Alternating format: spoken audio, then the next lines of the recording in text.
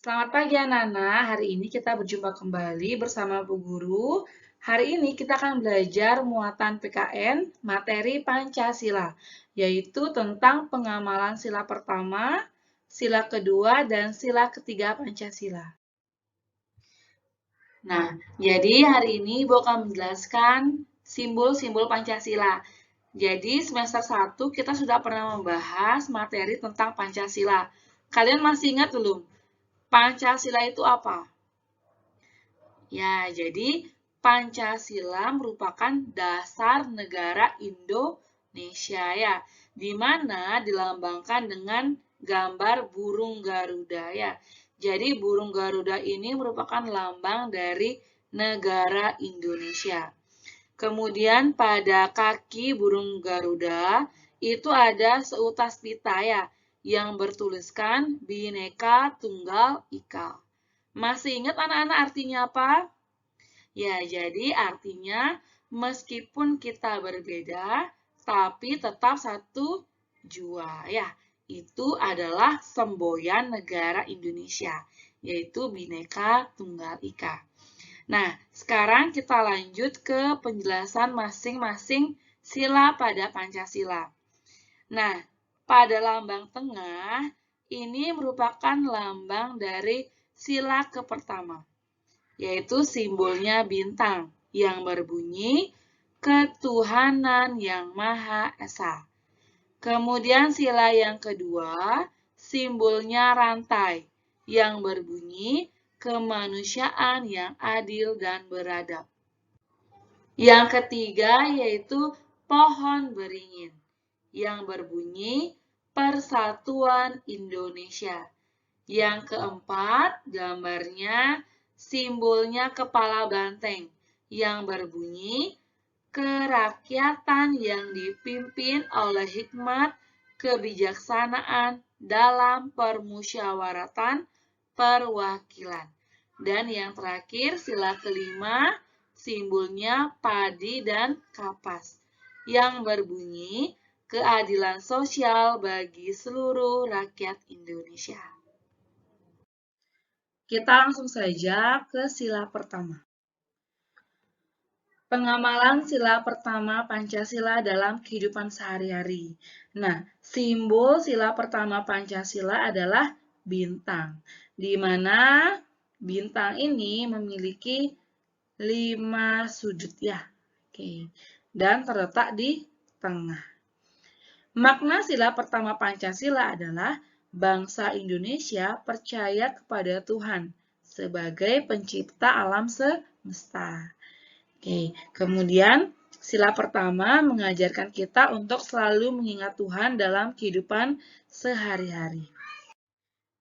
Contoh pengamalan sila pertama adalah sebagai berikut. Yang pertama, melaksanakan ibadah sesuai agama yang dianut. Kemudian yang kedua, berdoa sebelum dan sesudah melaksanakan kegiatan. Jadi ketika kalian berdoa sebelum makan, ataupun kalian berdoa sebelum tidur, itu termasuk salah satu contoh pengalaman sila pertama. Yang ketiga yaitu menghormati teman yang berbeda agama. Nah, ini juga salah satu contoh pengamalan sila pertama. Jadi ketika kalian melihat temannya sedang beribadah, sedang sembahyang, sedang berdoa, kalian tidak boleh mengganggunya ya. Kemudian yang keempat, pengamalan sila pertama yaitu selalu bersyukur dalam segala keadaan. Nah, bersyukur merupakan salah satu pengamalan Pancasila sila pertama. Salah satu sikap bersyukur kepada Tuhan adalah dengan berdoa. Kita harus berdoa pada saat sebelum dan sesudah melakukan suatu kegiatan. Nah, sudahkah kalian berdoa sebelum memulai pelajaran hari ini? Jadi ingat ya, setiap kalian melakukan sesuatu atau berpergian ke tempat yang baru, kalian harus berdoa sebelum atau sesudah melakukan suatu kegiatan. Bersyukur dapat dilakukan dengan mengucap syukur kepada Tuhan. Bersyukur juga dapat dilakukan dengan perbuatan. Salah satu contoh bersyukur dengan perbuatan adalah merawat karunia Tuhan, seperti merawat hewan peliharaan. Jadi nggak hanya hewan peliharaan saja yang dirawat, contoh lainnya misalnya dengan merawat ciptaan Tuhan yang lainnya. Misalnya merawat kebun, tanaman yang ada di sekitar rumah kalian. Itu merupakan contoh dari bersyukur dengan perbuatan. Nah, jadi itu adalah contoh dari pengamalan sila pertama. Sekarang kita lanjut ke sila kedua. Pengamalan sila kedua Pancasila di rumah. Nah, jadi sila kedua Pancasila berbunyi kemanusiaan yang adil dan beradab. Sila kedua Pancasila menjadi pedoman kita dalam berhubungan dengan sesama manusia. Jadi dilambangkan dengan rantai emas. Dalam kehidupan sehari-hari, kita juga saling menolong antar teman. Misalnya, menolong teman yang sedang kesulitan. Jadi ada teman kalian yang nggak punya buku penunjang, kalian membantu meminjamkannya. Nah, itu adalah salah satu contoh dari pengamalan sila kedua. Kemudian, saling menghargai dan saling menolong antar teman merupakan wujud pengalaman sila kedua Pancasila ya. Sila kedua Pancasila mengajarkan kita untuk menyayangi orang lain, berani membela kebenaran, peduli terhadap orang di sekitar kita, dan tidak membeda-bedakan sesama.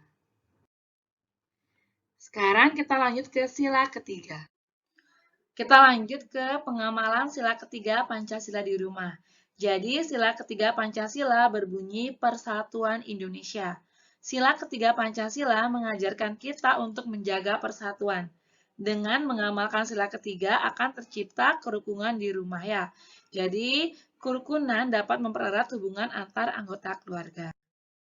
Nah, contoh lain dari pengamalan sila ketiga yaitu pertama, menjaga kerukunan dengan anggota keluarga.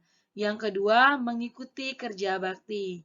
Yang ketiga, saling menyayangi dan menolong.